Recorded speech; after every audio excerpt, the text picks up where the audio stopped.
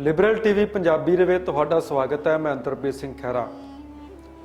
ਪੰਜਾਬ ਦੇ ਵਿੱਚ ਰਾਜਨੀਤਿਕ ਮਾਹੌਲ ਭਖਣਾ ਸ਼ੁਰੂ ਹੋ ਗਿਆ ਹੈ। ਆਉਂਦੀਆਂ ਵਿਧਾਨ ਸਭਾ ਚੋਣਾਂ ਕਰਕੇ ਵੱਖ-ਵੱਖ ਰਾਜਨੀਤਿਕ ਰੈਲੀਆਂ ਵੀ ਹੋ ਰਹੀਆਂ ਨੇ। ਕੋਈ ਪ੍ਰਧਾਨ ਬਣ ਰਿਹਾ, ਕੋਈ ਉਮੀਦਵਾਰ ਐਲਾਨ ਰਿਹਾ। ਤਾਂ ਇੱਕ ਮੁੱਦਾ ਜਿਹੜਾ ਰਾਜਨੀਤੀ ਦੇ ਵਿੱਚ, ਪੰਜਾਬ ਦੀ ਰਾਜਨੀਤੀ ਦੇ ਵਿੱਚ ਜਿਹੜਾ ਮੁੱਦਾ ਹੁਣ ਵੀ ਉਭਾਰਿਆ ਜਾ ਰਿਹਾ, ਜਿਹੜਾ ਮੁੱਦਾ ਪਿਛਲੀਆਂ ਵਿਧਾਨ ਸਭਾ ਚੋਣਾਂ ਦੇ ਵਿੱਚ 2017 ਦੇ ਵਿੱਚ ਉਭਾਰਿਆ ਗਿਆ ਸੀ, ਤਾਂ ਮੁੱਦਾ ਗੁਰੂ ਗ੍ਰੰਥ ਸਾਹਿਬ ਦੀ ਬੇਅਦਬੀ ਦਾ ਮੁੱਦਾ, ਜਿਹਦਾ ਹਾਲੇ ਤੱਕ ਇਨਸਾਫ ਨਹੀਂ ਮਿਲਿਆ। ਕੋਈ ਪਾਰਟੀ ਕਹਿੰਦੀ ਸੀ ਕਿ ਅਸੀਂ ਇਨਸਾਫ ਦਿਵਾ ਦਾਂਗੇ, ਕੋਈ ਪਾਰਟੀ ਕਹਿੰਦੀ ਸੀ ਕਿ ਅਸੀਂ ਇਨਸਾਫ ਦਿਵਾ ਦਾਂਗੇ, ਪਰ ਇਨਸਾਫ ਤਾਂ ਨਹੀਂ ਮਿਲਿਆ। ਪਰ ਵੋਟਾਂ ਜ਼ਰੂਰ ਮਿਲ ਗਈਆਂ ਪਾਰਟੀਆਂ ਨੂੰ। ਕਿਸੇ ਪਾਰਟੀ ਨੇ ਸਰਕਾਰ ਬਣਾ ਲਈ ਗੁਰੂ ਗ੍ਰੰਥ ਸਾਹਿਬ ਦੀ ਬੇਅਦਬੀ ਦੇ ਨਾਂ ਦੇ ਉੱਤੇ ਰਾਜਨੀਤੀ ਕਰਕੇ। ਕੋਈ ਪਾਰਟੀ ਜਿਸ ਦਾ ਕੋਈ ਆਧਾਰ ਵੀ ਨਹੀਂ ਲੱਗ ਰਿਹਾ ਸੀ, ਪਰ ਗੁਰੂ ਗ੍ਰੰਥ ਸਾਹਿਬ ਦੀ ਬੇਅਦਬੀ ਦੇ ਕਾਰਨ ਵਿਰੋਧੀ ਧਿਰ ਦੇ ਵਿੱਚ ਆ ਗਈਆਂ ਉਹ ਪਾਰਟੀਆਂ।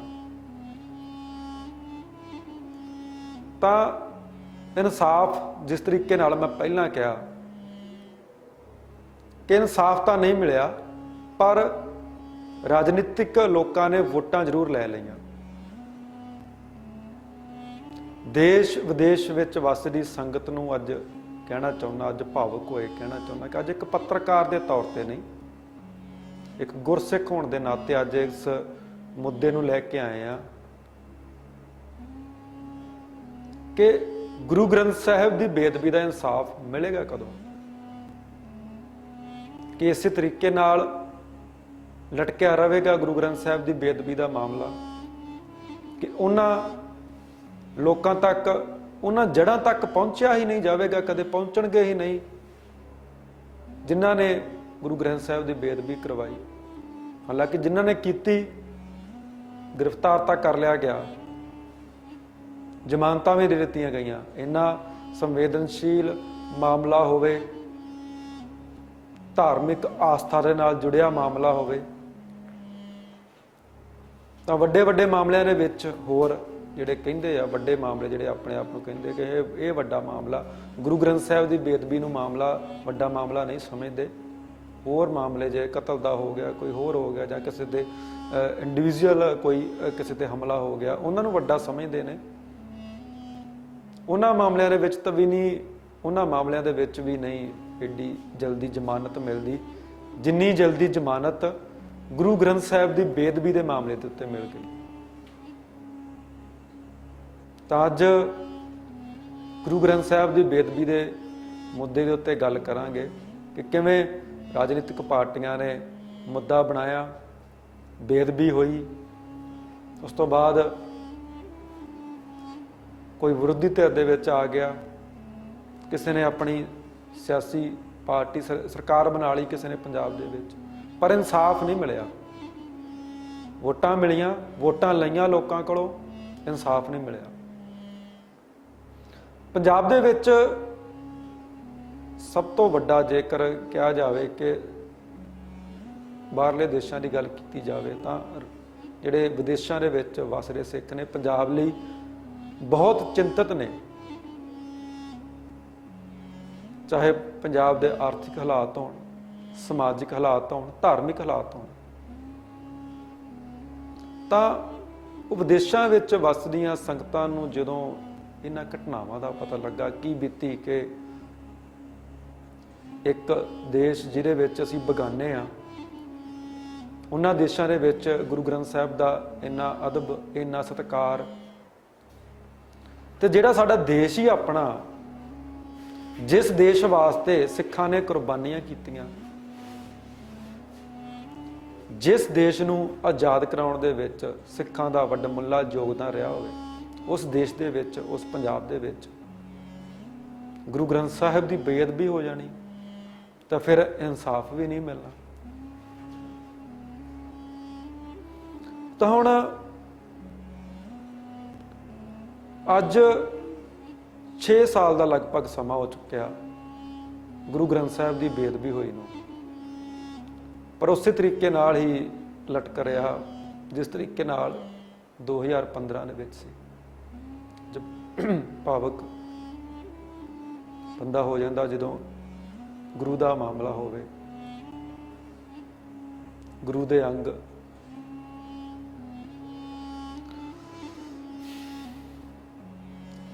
ਅੰਗ ਗਲੀਆਂ ਦੇ ਵਿੱਚ ਖਿਲਾਰ ਦਿੱਤੇ ਗਏ ਹੋਣ, ਧਮਕੀਆਂ ਦਿੱਤੀਆਂ ਗਈਆਂ ਹੋਣ ਵੀ ਆਪਣਾ ਗੁਰੂ ਤੁਹਾਡਾ ਜਿਹੜਾ ਗਲੀਆਂ ਦੇ ਵਿੱਚ ਰੋਲ ਦੇਵਾਂਗੇ, ਤਾਂ ਫਿਰ ਵੀ ਨਹੀਂ ਸਿਆਸਤਦਾਨ ਸਮਝੇ। ਇੱਕ ਪਾਰਟੀ ਦੇ ਉੱਪਰ ਦੋਸ਼ ਲਗਾਇਆ ਜਾਂਦਾ ਕਿ ਪਾਰਟੀ ਜਿਹੜੀ ਨੇ ਇਸ ਨੇ ਗੁਰੂ ਗ੍ਰੰਥ ਸਾਹਿਬ ਦੀ ਬੇਅਦਬੀ ਕਰਵਾਈ। ਪਰ ਜਦੋਂ ਪੋਸਟਰ ਲੱਗੇ ਸੀ ਉਦੋਂ ਕਿਉਂ ਨਾ ਧਾਰਮਿਕ ਜਥੇਬੰਦੀਆਂ ਨੇ, ਉਦੋਂ ਕਿਉਂ ਨਾ ਦੂਜੀਆਂ ਵਿਰੋਧੀ ਪਾਰਟੀਆਂ ਨੇ ਐਕਸ਼ਨ ਲਿਆ। ਵਿਰੋਧੀ ਧਿਰ ਦਾ ਕੰਮ ਕੀ ਹੁੰਦਾ ਕਿ ਜੇ ਕੁਝ ਗਲਤ ਹੋ ਰਿਹਾ ਹੋਵੇ ਤਾਂ ਸਰਕਾਰ ਨੂੰ ਦੱਸਣਾ। ਤਾਂ ਗੁਰੂ ਗ੍ਰੰਥ ਸਾਹਿਬ ਦੀ ਬੇਅਦਬੀ ਦੇ ਜਿਹੜੇ ਪੋਸਟਰ ਲੱਗ ਜਾਣੇ, ਗੁਰੂ ਗ੍ਰੰਥ ਸਾਹਿਬ ਜਦੋਂ ਚੁੱਕ ਲਿਆ ਜਾਂਦਾ ਬੁਰਜ ਜਵਾਹਰ ਸਿੰਘ ਵਾਲਾ ਤੋਂ ਪੋਸਟਰ ਲਗਾਏ ਜਾਣੇ, ਚੁੱਕੇ ਦਾ ਵੀ ਪਤਾ ਲੱਗ ਜਾਣਾ। ਫਿਰ ਵਿਰੋਧੀ ਪਾਰਟੀਆਂ ਨੇ ਉਦੋਂ ਕਿਉਂ ਨਹੀਂ ਐਕਸ਼ਨ ਲਿਆ? ਧਾਰਮਿਕ ਜਥੇਬੰਦੀਆਂ ਨੇ ਜਿਹੜੀਆਂ ਬਾਹਰ ਵਿੱਚ ਧਰਨੇ ਤੇ ਵੀ ਬੈਠੀਆਂ, ਉਦੋਂ ਕਿਉਂ ਨਹੀਂ ਐਕਸ਼ਨ ਲਿਆ? ਉਦੋਂ ਵੀ ਐਕਸ਼ਨ ਲੈਣਾ ਚਾਹੀਦਾ ਸੀ, ਲੱਭਣਾ ਚਾਹੀਦਾ ਸੀ। ਇੱਕ ਸਿਆਸੀ ਜਮਾਤ ਨੂੰ ਦੋਸ਼ੀ ਠਹਿਰਾ ਦੇਣਾ ਕੋਈ ਬਹੁਤੀ ਸਿਆਣਪ ਵਾਲੀ ਗੱਲ ਵੀ ਨਹੀਂ ਸਮਝੀ ਜਾਂਦੀ ਕਿ ਇੱਕ ਠੀਕ ਆ ਗੁਰੂ ਗ੍ਰੰਥ ਸਾਹਿਬ ਦੀ ਬੇਅਦਬੀ ਜਿਹੜੀ ਆ ਉਹ ਹੋਈ, ਗੁਰਮੀਤ ਰਾਮ ਰਹੀਮ ਸਰਸੇ ਵਾਲੇ ਸਾਰ ਦੇ ਉੱਤੇ ਇਲਜ਼ਾਮ ਲੱਗੇ, MSG ਜਿਹੜੀ ਫਿਲਮ ਨਹੀਂ ਰਿਲੀਜ਼ ਹੋਣ ਦਿੱਤੀ, ਪਰ ਅਸੀਂ ਆਧਾਰ ਬਣਾ ਲੈਣਾ ਵੋਟਾਂ ਬਟੋਰਨੀਆਂ। ਗੁਰੂ ਗ੍ਰੰਥ ਸਾਹਿਬ ਦੇ ਇਨਸਾਫ ਵਾਲੇ ਪਾਸੇ ਨਹੀਂ ਅਸੀਂ ਆ ਰਹੇ ਕਿ ਇਨਸਾਫ ਜਿਹੜਾ ਉਹ ਮਿਲੇ, ਦੋਸ਼ੀ ਕੌਣ ਨੇ ਉਹ ਫੜੇ ਜਾਣ, ਬਸ ਇੱਕ ਪਾਰਟੀ ਦੋਸ਼ੀ। ਤਾਂ ਕਈ ਵਾਰ ਜਿਹੜੇ ਘਟਨਾਵਾਂ ਵਾਪਰਦੀਆਂ ਨੇ ਉਹਨਾਂ ਘਟਨਾਵਾਂ ਦਾ ਜ਼ਿਕਰ ਕੀਤਾ ਜਾਵੇ। ਉਹ ਘਟਨਾਵਾਂ ਜਿਹੜੀਆਂ ਵਾਪਰਦੀਆਂ ਨੇ ਉਹਨਾਂ ਦੇ ਪਿੱਛੇ ਕੋਈ ਨਾ ਕੋਈ ਕਾਰਨ ਹੁੰਦਾ, ਕੋਈ ਫਾਇਦਾ ਲੈਣਾ ਹੁੰਦਾ, ਕਿਸੇ ਨੇ ਕਤਲ ਕਰਦਾ, ਕਿਸੇ ਦੀ ਆਪਸੀ ਰੰਜਿਸ਼ ਹੁੰਦੀ ਆ, ਰੰਜਿਸ਼ ਦੇ ਕਾਰਨ ਕਤਲ ਕੀਤਾ ਜਾਂਦਾ। ਕੋਈ ਹੋਰ ਘਟਨਾਵਾਂ ਵਾਪਰਦੀਆਂ ਨੇ ਆਪਣੇ ਬੈਨੀਫਿਟ ਲਈ, ਆਪਣੇ ਮਫਾਦਾਂ ਲਈ ਜਿਹੜਾ ਉਹ ਕੰਮ ਕੀਤੇ ਜਾਂਦੇ ਨੇ। ਤਾਂ ਗੁਰੂ ਗ੍ਰੰਥ ਸਾਹਿਬ ਦੀ ਬੇਅਦਬੀ ਹੋ ਜਾਣੀ, ਇਸ ਦਾ ਸਭ ਤੋਂ ਵੱਡਾ ਬੈਨੀਫਿਟ ਕਿਸ ਨੂੰ ਹੋਣਾ ਸੀ? ਤਾਂ ਪੰਜਾਬੀ ਸਿੱਖ ਭਾਈਚਾਰੇ ਦੇ ਲੋਕ ਦੱਸਣ ਅੱਜ ਸਭ ਤੋਂ ਵੱਡਾ ਬੈਨੀਫਿਟ ਕਿਸ ਨੇ ਲਿਆ। ਸਵਾਲ ਤੁਹਾਨੂੰ ਵੀ ਹੈ ਕਿ ਸਭ ਤੋਂ ਵੱਡਾ ਬੈਨੀਫਿਟ ਕਿਸ ਨੇ ਲਿਆ? ਕਿਸੇ ਨੇ ਸਰਕਾਰ ਬਣਾ ਲਈ, ਕੋਈ ਵਿਰੋਧੀ ਧਿਰ ਦੇ ਵਿੱਚ ਆ ਗਿਆ ਤੇ ਨਾਮ ਗੁਰੂ ਗ੍ਰੰਥ ਸਾਹਿਬ ਦੀ ਬੇਅਦਬੀ ਦਾ। ਸੌਵਾਂ ਖਾਧੀਆਂ ਗਈਆਂ ਸੀ ਉਸ ਵਕਤ ਗੁਟਕਾ ਸਾਹਿਬ ਮੱਥੇ ਨੂੰ ਲਾ ਕੇ ਕਿ ਇੱਕ ਪਾਰਟੀ ਦੇ ਨੁਮਾਇੰਦਿਆਂ ਨੂੰ ਚੁੱਕ ਕੇ ਅੰਦਰ ਕਰ ਦੇਵਾਂਗੇ। ਅੰਦਰ ਕਿਉਂ ਨਹੀਂ ਕੀਤਾ ਗਿਆ? ਜੇ ਦੋਸ਼ੀ ਸੀ ਤਾਂ ਅੰਦਰ ਕਿਉਂ ਨਹੀਂ ਕੀਤਾ ਗਿਆ? ਉਹ ਪਾਰਟੀ ਤਾਂ ਕਹਿ ਰਹੀ ਹੈ ਕਿ ਸਾਨੂੰ ਅੰਦਰ ਕੀਤਾ ਜਾਵੇ। ਪਰ ਅੱਜ ਇੱਕ ਪਾਰਟੀ ਦੀ ਗੱਲ ਬਾਰ-ਬਾਰ ਕਰ ਰਹੇ ਹਾਂ, ਪਾਰਟੀ ਦੀ ਗੱਲ ਮੈਂ ਨਹੀਂ ਕਿ ਪ੍ਰੋੜਤਾ ਕਰਦਾ ਉਸ ਪਾਰਟੀ ਦੀ, ਪਰ ਜਿੱਥੇ ਗੁਰੂ ਗ੍ਰੰਥ ਸਾਹਿਬ ਦਾ ਨਾਮ ਆਉਂਦਾ ਉੱਥੇ ਕੋਈ ਪਾਰਟੀ ਨਹੀਂ, ਕੋਈ ਧੜੇਬੰਦੀ ਨਹੀਂ, ਕੋਈ ਜਥੇਬੰਦੀ ਨਹੀਂ, ਉੱਥੇ ਸਿਰਫ ਗੁਰੂ ਗ੍ਰੰਥ ਸਾਹਿਬ। ਚਾਹੇ ਪਾਰਟੀ ਕੋਈ ਗਲਤ ਹੋਵੇ ਸਹੀ ਹੋਵੇ, ਪਰ ਜਿੱਥੇ ਬੇਅਦਬੀ ਉੱਥੇ ਸਿਰਫ ਗੁਰੂ ਗ੍ਰੰਥ ਸਾਹਿਬ। ਤਾਂ ਪਾਰਟੀਆਂ ਦੇ ਨਾਮ ਆਉਂਦਾ ਕਿ ਇਹ ਪਾਰਟੀਆਂ ਨੇ ਕਰਵਾਤਾ, ਇਸ ਪਾਰਟੀ ਨੇ ਕਰਵਾ ਦਿੱਤੀ ਗੁਰੂ ਗ੍ਰੰਥ ਸਾਹਿਬ ਦੀ ਬੇਅਦਬੀ। ਪਰ ਦੋਸ਼ੀ ਜੇਕਰ ਉਹ ਪਾਰਟੀ ਦੇ ਨੁਮਾਇੰਦੇ ਸੀ ਤਾਂ ਫੜੇ ਕਿਉਂ ਨਹੀਂ ਗਏ? ਜਦੋਂ ਵੋਟਾਂ ਲੈਣੀਆਂ ਸੀ ਉਦੋਂ ਕਿਹਾ ਕਿ ਇਹਨਾਂ ਨੂੰ ਅੰਦਰ ਕਰ ਦਿੱਤਾ ਜਾਵੇਗਾ, ਕਿਉਂ ਨਹੀਂ ਅੰਦਰ ਕੀਤਾ ਗਿਆ? ਹਾਲੇ ਤੱਕ ਬੜੀਆਂ SIT ਬਣੀਆਂ, ਹੁਣ ਇੱਕ ਹੋਰ ਨਵੀਂ SIT ਜਿਹੜੀ ਚੇਂਜ ਕਰ ਦਿੱਤੀ ਗਈ। ਪੁੱਛਗਿੱਛ ਹੁੰਦੀ ਆ, ਪਰ ਪੁੱਛਗਿੱਛ ਇਕੱਲੀ ਇੱਕ ਪਾਰਟੀ ਦੀ ਹੀ ਕਿਉਂ? ਪੁੱਛਗਿੱਛ ਬਾਕੀਆਂ ਦੀ ਵੀ ਹੋਣੀ ਚਾਹੀਦੀ ਆ ਕਿ ਕੋਈ ਹੋਰ ਤਾਂ ਨਹੀਂ ਦੋਸ਼ੀ ਇਹ ਸਭ ਕਰਵਾਉਣ ਵਿੱਚ। ਕਿਉਂਕਿ ਜਿਸ ਤਰੀਕੇ ਨਾਲ ਮੈਂ ਪਹਿਲਾਂ ਕਹਿ ਚੁੱਕਿਆ ਕਿ ਜਦੋਂ ਵੀ ਇਹੋ ਜਿਹੀਆਂ ਘਟਨਾਵਾਂ ਹੁੰਦੀਆਂ ਨੇ ਕੋਈ ਨਾ ਕੋਈ ਕਿਸੇ ਦਾ ਮਫਾਦ ਹੁੰਦਾ, ਸਿਆਸੀ ਮਫਾਦ ਹੋ ਗਿਆ, ਕੋਈ ਹੋਰ ਕਾਰਨ ਬੈਨੀਫਿਟ ਲੈਣਾ ਹੋਵੇ। ਤਾਂ ਚੋਣਾਂ ਸੀ ਉਦੋਂ ਨੇੜੇ, ਚੋਣਾਂ ਨੇੜੇ ਆ ਰਹੀਆਂ ਸੀ, ਕੁਝ 1.5 ਸਾਲ ਰਹਿ ਗਿਆ ਸੀ ਚੋਣਾਂ ਦੇ ਵਿੱਚ।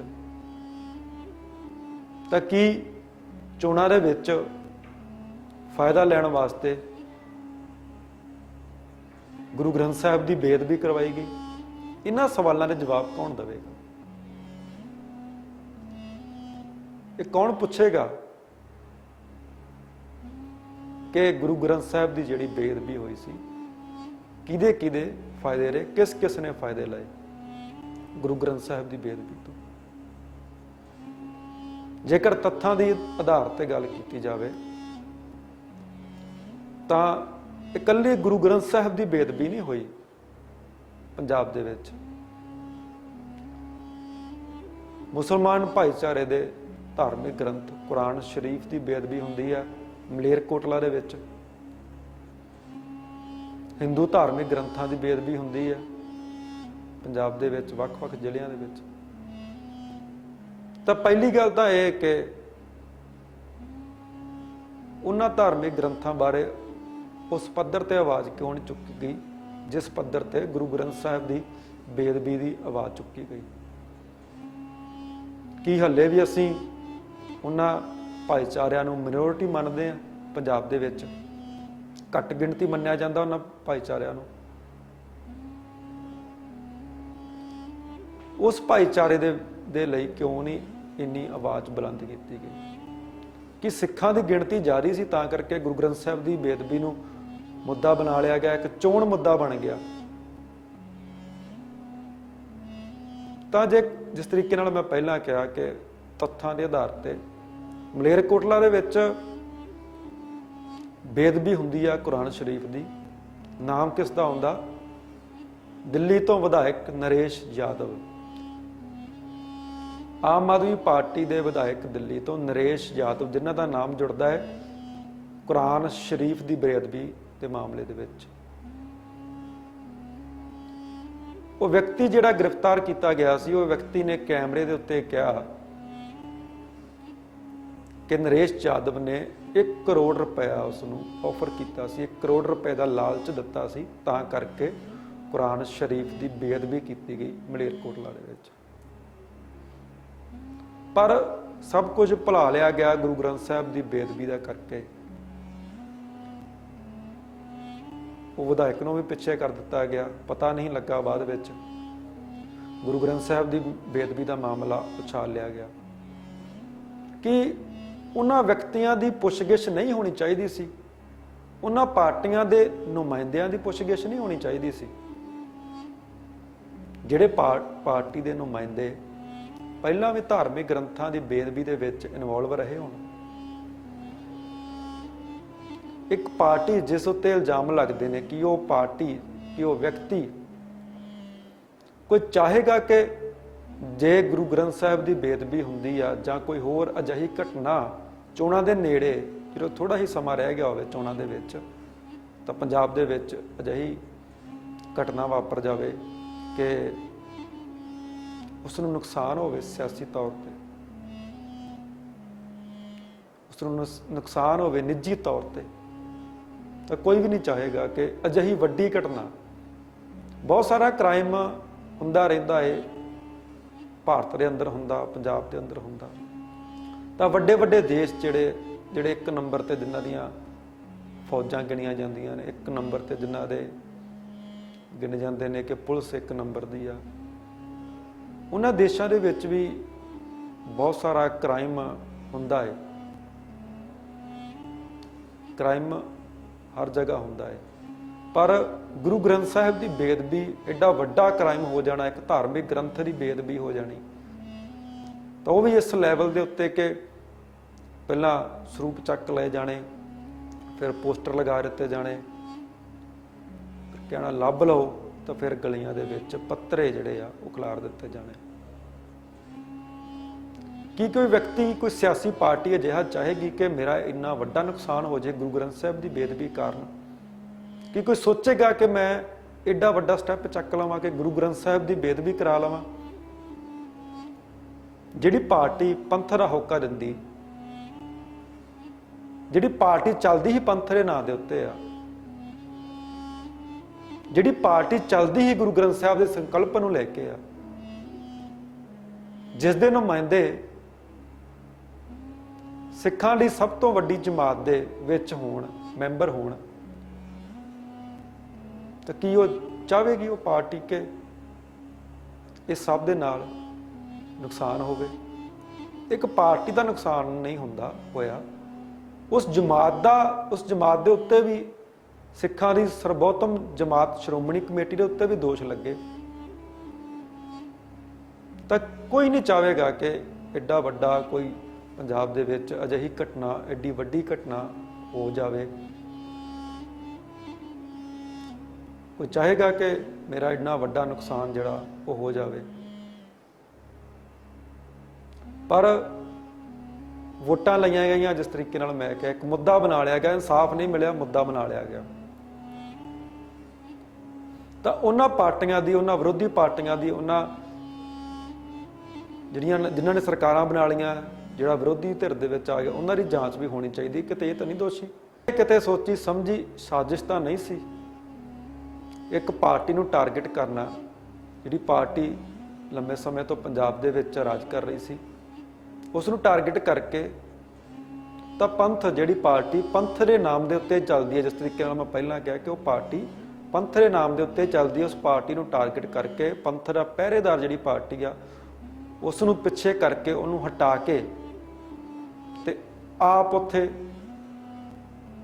ਬਿਰਾਜਮਾਨ ਹੋਣਾ, ਆਪ ਉਸ ਜਮਾਤ ਤੇ ਕਬਜ਼ਾ ਕਰਨਾ, ਜਿਹੜੀ ਸਿੱਖਾਂ ਦੀ ਸਰਬੋਤਮ ਜਮਾਤ ਹੈ, ਉਸ ਤੇ ਕਬਜ਼ਾ ਕਰਨ ਦੀ ਗੱਲ ਸੋਚੀ ਜਾਣੀ। ਜਿਸ ਤਰੀਕੇ ਨਾਲ ਹੁਣ ਕਿਹਾ ਵੀ ਜਾ ਰਿਹਾ ਕਿ ਅਸੀਂ ਚੋਣਾਂ ਲੜਾਂਗੇ, SGPC ਦੀਆਂ ਚੋਣਾਂ ਲੜਾਂਗੇ, ਤਾਂ ਕਿਤੇ ਸੋਚੀ ਸਮਝੀ ਸਾਜ਼ਿਸ਼ ਦੇ ਤਹਿਤ ਉਸ ਪਾਰਟੀ ਨੂੰ ਟਾਰਗੇਟ ਕਰਕੇ, ਉਹਨਾਂ ਨੁਮਾਇੰਦਿਆਂ ਨੂੰ ਟਾਰਗੇਟ ਕਰਕੇ, ਮੈਂ ਜਿਸ ਤਰੀਕੇ ਨਾਲ ਪਹਿਲਾਂ ਕਿਹਾ ਕਿ ਮੈਂ ਇੱਕ ਪ੍ਰੋੜਤਾ ਨਹੀਂ ਕਰ ਰਿਹਾ ਕਿਸੇ ਪਾਰਟੀ ਦੀ, ਪਰ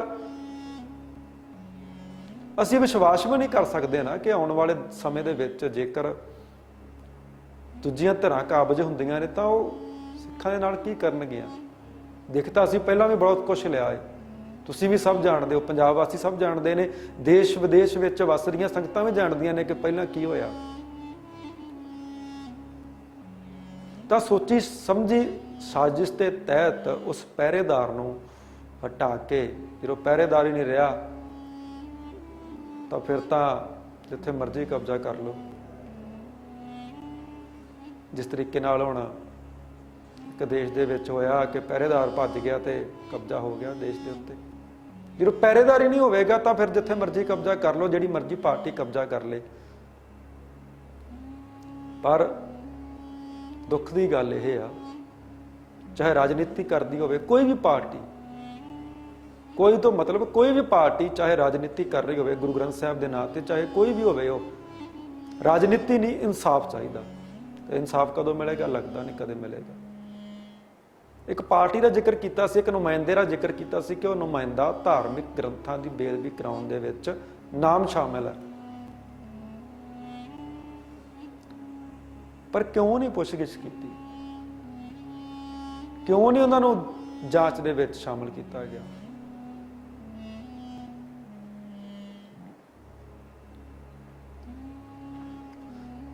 ਅੱਜ ਉਸ ਵਿਅਕਤੀ ਦੀ ਵੀ ਗੱਲ ਕਰਾਂਗੇ ਜਿਸ ਵਿਅਕਤੀ ਨੂੰ ਇਮਾਨਦਾਰ ਦੱਸਿਆ ਜਾਂਦਾ ਸੀ ਇਸ ਸਭ ਮਾਮਲੇ ਦੇ ਵਿੱਚ। ਗੁਰੂ ਗ੍ਰੰਥ ਸਾਹਿਬ ਦੀ ਜਦੋਂ ਬੇਅਦਬੀ ਮਾਮਲੇ ਦੇ ਵਿੱਚ, ਕੋਟਕਪੂਰਾ ਗੋਲੀकांड, ਬਹਿਬਲ ਕਲਾ ਗੋਲੀकांड ਦੇ ਵਿੱਚ ਇੱਕ SIT ਬਣਦੀ ਆ, ਤਾਂ ਉਹ ਨੁਮਾਇੰਦਾ ਇੱਕ ਜਿਹੜਾ ਸਿਆਸੀ ਜਮਾਤ ਦੇ ਵਿੱਚ ਸ਼ਾਮਲ ਹੋ ਗਿਆ। ਸਿੱਧੇ ਤੌਰ ਤੇ ਮੈਂ ਕਹਾਂ ਤਾਂ ਕੁੰਵਰ ਵਿਜੇ ਪ੍ਰਤਾਪ ਨੂੰ ਇਮਾਨਦਾਰ ਮੰਨਿਆ ਜਾਂਦਾ ਸੀ ਕਿ ਕੁੰਵਰ ਵਿਜੇ ਪ੍ਰਤਾਪ ਬਹੁਤ ਇਮਾਨਦਾਰੀ ਨਾਲ ਇਹ ਸਭ ਜਾਂਚ ਕਰ ਰਹੇ ਨੇ।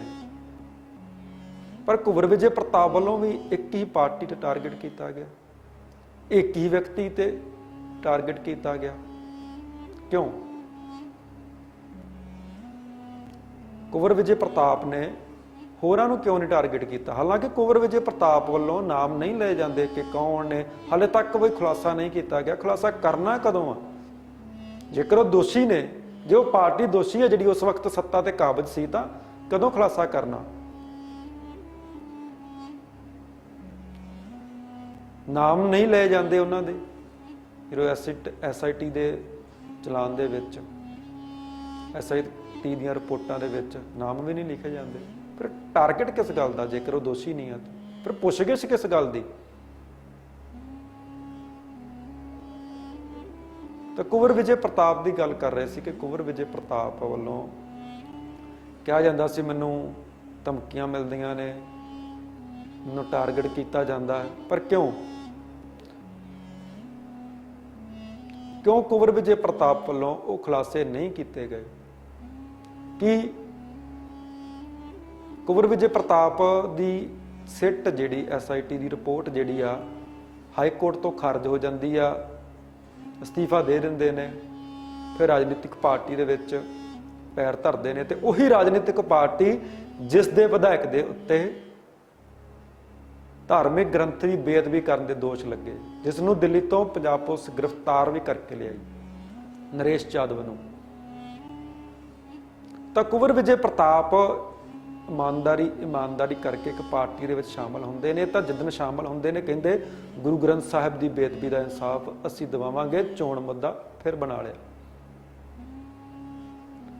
ਕੁੰਵਰ ਵਿਜੇ ਪ੍ਰਤਾਪ ਨੂੰ ਸਵਾਲ ਹੈ ਕਿ ਕੁੰਵਰ ਵਿਜੇ ਪ੍ਰਤਾਪ ਜੀ ਹੁਣ ਚੋਣਾਂ ਆ ਗਈਆਂ, ਤੁਸੀਂ ਅਸਤੀਫਾ ਦੇ ਕੇ ਇੱਕ ਪਾਰਟੀ ਦੇ ਵਿੱਚ ਸ਼ਾਮਲ ਹੋ ਗਏ ਹੋ, ਉਹ ਖੁਲਾਸੇ ਕਦੋਂ ਕਰੋਗੇ? ਜਿਹੜੇ ਤੁਸੀਂ ਕਹਿੰਦੇ ਸੀ ਅਸੀਂ ਮੈਂ ਨਾਮ ਲੈ ਕੇ ਦੱਸਾਂਗਾ, ਜਿਹਨੂੰ ਮੈਂ ਪਹਿਲਾਂ ਵੀ ਕਹਿ ਚੁੱਕਿਆ ਕਿ ਗੁਰੂ ਗ੍ਰੰਥ ਸਾਹਿਬ ਦੀ ਬੇਅਦਬੀ ਦਾ ਮਾਮਲਾ ਹੈ, ਗੁਰੂ ਗ੍ਰੰਥ ਸਾਹਿਬ ਦੀ ਬੇਅਦਬੀ ਦਾ ਇਨਸਾਫ ਦਾ ਮਾਮਲਾ ਹੈ, ਇਨਸਾਫ ਮਿਲੇਗਾ ਕਦੋਂ? ਤਾਂ ਖੁਲਾਸੇ ਕਹਿੰਦੇ ਨੇ ਕੁੰਵਰ ਵਿਜੇ ਪ੍ਰਤਾਪ ਜੀ ਕਿ ਮੈਂ ਕਰਾਂਗਾ, ਕਰਨੇ ਕਦੋਂ ਆ? ਕਿ ਸਿਰਫ ਅਸੀਂ ਗੁਰੂ ਗ੍ਰੰਥ ਸਾਹਿਬ ਨੂੰ ਇੱਕ ਚੋਣ ਮੁੱਦਾ ਬਣਾ ਲਿਆ, ਇਨਸਾਫ ਕਦੇ ਨਹੀਂ ਮਿਲੇਗਾ। ਵੋਟਾਂ ਮਿਲਣਗੀਆਂ, ਬਸ ਵੋਟਾਂ ਲਈਆਂ ਜਾਣਗੀਆਂ, ਚਾਹੇ ਉਹ ਕੋਈ ਵੀ ਪਾਰਟੀ ਹੋਵੇ। ਹੁਣ ਕੁੰਵਰ ਵਿਜੇ ਪ੍ਰਤਾਪ ਕਹਿੰਦੇ ਨੇ ਮੈਂ ਖੁਲਾਸੇ ਕਰਾਂਗੇ, ਹੁਣ ਕਿਉਂ ਨਹੀਂ ਕਰਦੇ ਖੁਲਾਸੇ? ਲੋਕ ਤਾਂ ਚਾਹੁੰਦੇ ਨੇ ਕਿ ਜਿਹੜੇ ਦੋਸ਼ੀ ਉਹ ਸਲਾਖਾਂ ਦੇ ਪਿੱਛੇ ਹੋਣ, ਜਿਹੜੇ ਫੜੇ ਗਏ ਉਹਨਾਂ ਦੇ ਵਿੱਚੋਂ ਖੁਲਾਸੇ ਕਿਉਂ ਨਹੀਂ ਕੀਤੇ ਗਏ? ਪੰਜਾਬ ਪੁਲਿਸ ਬਾਰੇ ਤਾਂ ਅਕਸਰ ਕਿਹਾ ਜਾਂਦਾ ਕਿ ਇਹ ਤਾਂ ਕੰਧਾਂ ਵੀ ਬੁਲਵਾ ਲੈਂਦੀ ਆ ਜਦੋਂ ਟਾਰਗੇਟ ਜਦੋਂ ਇੰਟੈਰੋਗੇਟ ਕਰਨਾ ਹੋਵੇ ਤਾਂ ਪੰਜਾਬ ਪੁਲਿਸ ਕੰਧਾਂ ਨੂੰ ਵੀ ਬੁਲਵਾ ਲੈਂਦੀ ਆ। ਦੋਸ਼ੀ ਦੱਸਿਆ ਕਿਉਂ ਨਹੀਂ ਉਹਨਾਂ ਦੋਸ਼ੀਆਂ ਨੇ ਕਿ ਕਿਸ ਦੇ ਕਹਿਣ ਦੇ ਉੱਤੇ ਗੁਰੂ ਗ੍ਰੰਥ ਸਾਹਿਬ ਦੀ ਬੇਅਦਬੀ ਕੀਤੀ ਗਈ, ਕਿਸ ਦੇ ਕਹਿਣ ਦੇ ਉੱਤੇ ਸਰੂਪ ਚੱਕਿਆ ਗਿਆ, ਪੱਤਰੇ ਖਿਲਾਰੇ ਗਏ? ਉਹ ਮੰਨੇ ਕਿਉਂ ਨਹੀਂ? ਕੋਈ ਪੋਲੀਟੀਕਲ ਪ੍ਰੈਸ਼ਰ ਸੀ ਉਹਨਾਂ ਦੇ ਉੱਤੇ ਵੀ? ਉਹ ਸਰਕਾਰਾਂ ਖੇਡ ਰਹੀਆਂ ਨੇ ਕਿ ਆਉਣ ਵਾਲੇ ਸਮੇਂ ਦੇ ਵਿੱਚ ਦੁਬਾਰਾ ਚੋਣ ਮੁੱਦਾ ਬਣਾਇਆ ਜਾਵੇ? ਜੇ ਉਹ ਦੋਸ਼ੀ ਮੰਨ ਜਾਂਦੇ ਸੀ ਕਿ ਇਸ ਬੰਦੇ ਨੇ ਕਰਵਾਇਆ, ਇਸ ਨੇ ਸਾਨੂੰ ਕਿਹਾ ਸੀ, ਇਸ ਨੇ ਸਾਨੂੰ ਲਾਲਚ ਦਿੱਤਾ ਸੀ, ਤਾਂ ਡੈਫੀਨੇਟਲੀ ਉਹ ਬੰਦਾ ਟਰੇਸ ਹੋ ਜਾਣਾ ਸੀ, ਉਸ ਬੰਦੇ ਦਾ ਨਾਮ ਪਤਾ ਚੱਲ ਜਾਣਾ ਸੀ, ਉਸ ਬੰਦੇ ਦੇ ਉੱਤੇ ਕਾਰਵਾਈ ਹੋ ਜਾਣੀ ਸੀ, ਤਾਂ ਮਾਮਲਾ ਖਤਮ ਹੋ ਜਾਣਾ ਸੀ ਕਿ ਇਹ ਬੰਦਾ ਦੋਸ਼ੀ ਫੜਿਆ ਗਿਆ ਜਿਸ ਨੇ ਕਰਵਾਈ ਸੀ। ਪਰ ਉਹਨਾਂ ਜੜ੍ਹਾਂ ਤੱਕ ਪਹੁੰਚਿਆ ਨਹੀਂ ਗਿਆ, ਚੋਣ ਮੁੱਦਾ ਲਟਕਦਾ ਰਹੇਗਾ ਇਸੇ ਤਰੀਕੇ ਨਾਲ ਹੀ। ਕੁੰਵਰ ਵਿਜੇ ਪ੍ਰਤਾਪ ਜੀ ਤਾਂ ਖੁਦ ਕਹਿੰਦੇ ਸੀ ਕਿ ਬੇਅਦਬੀ ਦਾ ਇਨਸਾਫ ਮਿਲੇਗਾ ਹੀ ਨਹੀਂ ਕਦੇ, ਸਟੇਟਮੈਂਟ ਸੀ ਖੁਦ ਕੁੰਵਰ ਵਿਜੇ ਪ੍ਰਤਾਪ ਦੀ। ਫਿਰ 2022 ਦੇ ਵਿੱਚ ਜੇ ਸਰਕਾਰ ਬਣਦੀ ਹੈ ਤਾਂ ਕਿਵੇਂ ਦਿਵਾਉਣਗੇ? ਜਿਹੜਾ ਕਹਿੰਦੇ ਸੀ ਮਿਲਣਾ ਹੀ ਨਹੀਂ ਤਾਂ ਮਿਲੇਗਾ ਕਿਵੇਂ ਫਿਰ? ਜਿਹੜੇ ਖੁਲਾਸੇ ਤੁਸੀਂ ਕਿਹਾ ਸੀ ਕਰਨੇ ਸੀ ਉਹ ਕਰਦੇ ਕਿਉਂ ਨਹੀਂ ਜੇ? ਵੇਟ ਕਿਸ ਦੀ ਕਰ ਰਹੇ ਹੋ? ਚੋਣਾਂ ਦੀ ਵੇਟ ਕਰ ਰਹੇ ਹੋ ਕਿ ਚੋਣਾਂ ਨੇੜੇ ਹੋਏ ਹੁਣ ਤਾਂ ਲੋਕਾਂ ਨੂੰ ਗੁੰਮਰਾਹ ਕੀਤਾ ਜਾਵੇ, ਪੰਜਾਬ ਦੇ ਲੋਕਾਂ ਨੂੰ ਗੁੰਮਰਾਹ ਕੀਤਾ ਜਾਵੇ? ਤਾਂ ਲਗਾਤਾਰ 2015 ਤੋਂ 2021 ਆ ਗਈ ਆ, ਪੰਜਾਬ ਵਾਸੀਆਂ ਨੂੰ ਗੁੰਮਰਾਹ ਕੀਤਾ ਜਾ ਰਿਹਾ, ਦੇਸ਼ ਵਿਦੇਸ਼ ਵਸਦੀਆਂ ਸੰਗਤਾਂ ਨੂੰ ਗੁੰਮਰਾਹ ਕੀਤਾ ਜਾ ਰਹੀਆਂ, ਜਿਹੜੀਆਂ ਪੰਜਾਬ ਤੋਂ ਸਿੱਧ ਲੈ ਕੇ ਬੈਠੀਆਂ ਨੇ ਵਿਦੇਸ਼ਾਂ ਦੇ ਵਿੱਚ। ਪਰ ਇਨਸਾਫ ਨਹੀਂ, ਗੁੰਮਰਾਹ। ਤਾਂ ਪੰਜਾਬ ਵਾਸੀਆਂ ਨੂੰ ਅਪੀਲ ਹੈ ਕਿ ਗੁੰਮਰਾਹ ਹੋਣਾ ਜਾਂ ਇਨਸਾਫ ਦੀ ਮੰਗ ਕਰਨੀ। ਹਰੇਕ ਉਸ ਪਾਰਟੀ ਕੋਲੋਂ ਪੁੱਛਿਆ ਜਾਵੇ ਕਿ ਸਿਰਫ ਵੋਟਾਂ ਹੀ ਲੈਣੀਆਂ ਸਾਡੇ ਕੋਲੋਂ ਜਾਂ ਇਨਸਾਫ ਵੀ ਦਿਵਾਉਣਾ। ਉਹਨਾਂ ਲੋਕਾਂ ਕੋਲੋਂ ਪੁੱਛਿਆ ਜਾਵੇ ਜਿਹੜੇ ਕਹਿੰਦੇ ਸੀ ਅਸੀਂ ਖੁਲਾਸੇ ਕਰਾਂਗੇ, ਘੇਰ ਕੇ ਪੁੱਛਿਆ ਜਾਵੇ ਉਹਨਾਂ ਲੋਕਾਂ ਕੋਲੋਂ। ਕੁੰਵਰ ਵਿਜੇ ਪ੍ਰਤਾਪ ਕੋਲੋਂ ਪੁੱਛਿਆ ਜਾਵੇ ਕਿ ਖੁਲਾਸੇ ਕਰਦੇ ਕਿਉਂ ਨਹੀਂ ਕੁੰਵਰ ਵਿਜੇ ਪ੍ਰਤਾਪ? ਚੋਣਾਂ ਦਾ ਮਾਹੌਲ ਬਣਾਇਆ ਜਾ ਰਿਹਾ ਪੰਜਾਬ ਦੇ ਵਿੱਚ, ਖੁਲਾਸੇ ਕਦੋਂ ਕਰਨੇ ਨੇ? ਖੁਲਾਸੇ ਕੀਤੇ ਜਾਣ ਤਾਂ ਜੋ ਪੰਜਾਬ ਵਾਸੀਆਂ ਨੂੰ ਪਤਾ ਲੱਗੇ ਕਿ ਕਿਹੜੀ ਪਾਰਟੀ ਸੀ, ਕਿਹੜਾ ਉਹ ਦੋਸ਼ੀ ਸੀ ਜਿਸ ਨੇ ਗੁਰੂ ਗ੍ਰੰਥ ਸਾਹਿਬ ਦੀ ਬੇਅਦਬੀ ਕਰਵਾਈ, ਤਾਂ ਕਿਉਂ ਨਹੀਂ ਸਲਾਖਾਂ ਦੇ ਪਿੱਛੇ ਟੰਗਿਆ ਗਿਆ ਉਹਨੂੰ।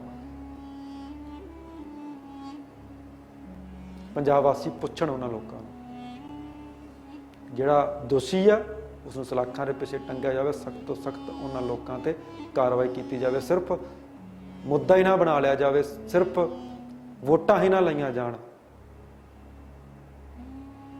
ਕੁੰਵਰ ਵਿਜੇ ਪ੍ਰਤਾਪ ਜੀ ਨੇ ਤਾਂ ਖੁਦ ਰਿਪੋਰਟ ਜਿਹੜੀ ਆ ਉਹਦੇ ਵਿੱਚ ਜਿਹੜੀ ਪਾਰਟੀ ਨੂੰ ਦੋਸ਼ੀ ਦੱਸਿਆ ਜਾਂਦਾ, ਆਮ ਹੀ ਲੋਕ ਕਹਿੰਦੇ ਨੇ ਉਸ ਪਾਰਟੀ ਦੇ ਨਾਮ ਹੀ ਨਹੀਂ। ਤਾਂ ਫਿਰ ਦੋਸ਼ੀ ਕੌਣ ਆ? ਕੁੰਵਰ ਵਿਜੇ ਪ੍ਰਤਾਪ ਜੀ ਨੂੰ ਇਹ ਸਵਾਲ ਆ ਕਿ ਜਲਦ ਹੀ ਖੁਲਾਸੇ ਕਰਨ ਤਾਂ ਲੋਕ ਵੀ ਪੰਜਾਬ ਦੇ ਸਿਆਣੇ, ਮੈਨੂੰ ਲੱਗਦਾ ਕਿ ਹੋਣ ਤੇ ਉਹਨਾਂ ਦੋਸ਼ੀਆਂ ਬਾਰੇ ਪਤਾ ਲਗਾਉਣ, ਖੁਦ ਵੀ ਸੋਚ ਸਮਝ ਕੇ ਫੈਸਲੇ ਲੈਣ ਕਿ ਕੀ ਕਰਨਾ। ਸਿਰਫ ਵੋਟਾਂ ਹੀ ਦੇਣੀਆਂ ਗੁਰੂ ਗ੍ਰੰਥ ਸਾਹਿਬ ਦੇ ਨਾਮ ਦੇ ਉੱਤੇ ਜਾਂ ਇਨਸਾਫ ਵੀ ਲੈਣਾ। ਫਿਲਹਾਲ ਲਈ ਦਿਓ ਇਜਾਜ਼ਤ। ਤੁਸੀਂ ਦੇਖਦੇ ਰਹੋ ਲਿਬਰਲ ਟੀਵੀ ਪੰਜਾਬੀ।